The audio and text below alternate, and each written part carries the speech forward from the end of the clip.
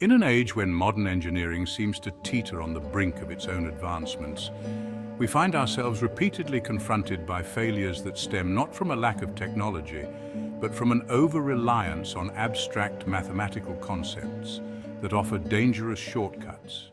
We live in a world where the wheels and doors of airplanes sometimes fall off, where bridges collapse, and where small miscalculations can lead to catastrophic outcomes.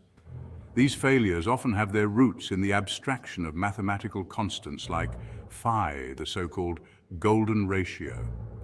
This constant, although celebrated for its appearance in nature and art, introduces an inherent imprecision when applied in contexts where exactitude is crucial. But this was not always the case. The ancient builders of megalithic structures, the architects of the Greek temples, and the mathematicians of the Renaissance, like Luca Pacioli, understood something profound.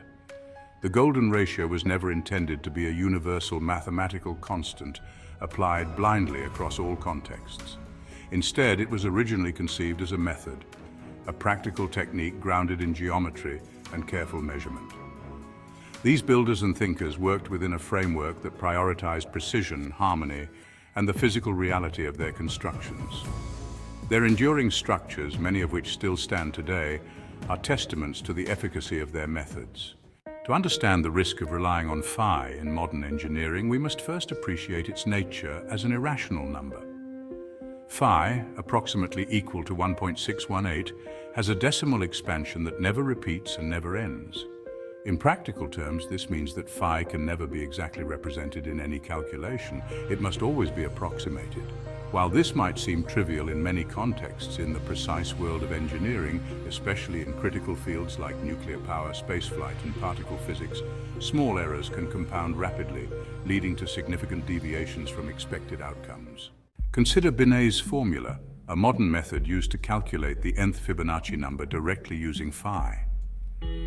While elegant, this formula's accuracy diminishes as the value of n increases due to the approximations inherent in the use of phi. In engineering contexts, where precision is paramount, such approximations can be catastrophic.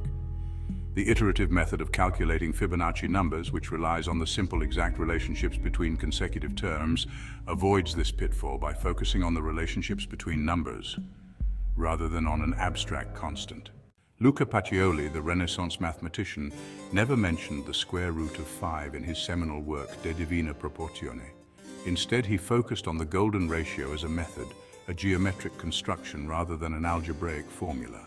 Pacioli's approach was deeply rooted in classical geometry, where the divine proportion was not a number to be calculated, but a ratio to be constructed with exacting precision.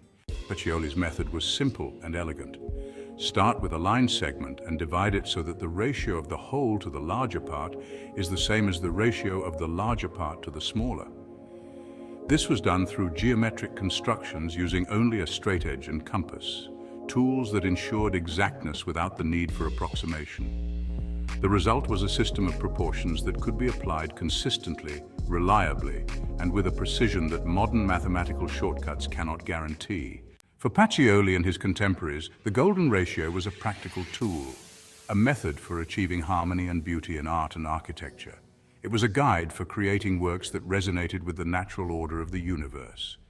This approach stands in stark contrast to modern applications of phi, where the ratio is often used abstractly, without regard to the practicalities of measurement and construction.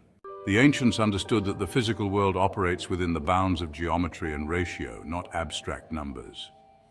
The stones of the pyramids were cut and placed with such precision that not even a blade of grass can fit between them, yet no computer-aided design or complex formula was involved.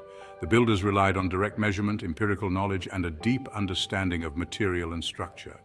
Their methods were precise, grounded in the real world, and their works have endured for millennia. In contrast, our modern reliance on abstract mathematical constants like phi, without consideration for the limitations of approximation, has led to failures that the ancients would have likely avoided. When doors fall off airplanes or bridges fail under stress, it is often because we have lost sight of the importance of exact measurement and proportion, replacing them with theoretical shortcuts that fail to account for the complexities of the real world. There is a strong case to be made for returning to the fundamentals of engineering, an approach that emphasizes direct measurement, ratio, and proportion over abstract constants. This is not to say that abstract mathematics has no place in engineering. Indeed, it is indispensable in many areas, but it must be applied with caution, particularly in contexts where precision is crucial. In these areas, we would do well to remember the lessons of PHI and the ancient builders, rely on methods that are grounded in geometry, that prioritize accuracy over elegance, and that respect the physical realities of the world we are building. While phi and similar constants have their place in art and certain areas of science, their use in engineering, especially in high-stakes fields, must be carefully considered. The enduring structures of the past, built with a focus on measurement and proportion, offer a blueprint for how we can build more reliably today. By returning to the fundamentals, we can ensure that our modern achievements are not just advanced, but also safe, durable, and worthy of the legacy of those who built before us.